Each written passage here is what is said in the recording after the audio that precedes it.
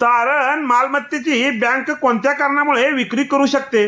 कर्ज एनपीए मध्ये जाणे म्हणजे नेमकं काय असते? नमस्कार, मी आपला वकील मित्र विशाल गावडे. चला तर मग कायद्याचं म्हणजेच तुमच्या फायद्याचं बोलूया.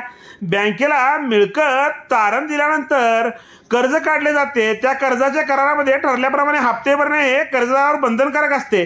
परंतु कर्जदाराने जर कर्जाचे सलग 3 हप्ते भरले नाही तर ते कर्ज खाते एनपीए मध्ये गेले असे रिझर्व्ह बँकेच्या नियमानुसार समजले जाते.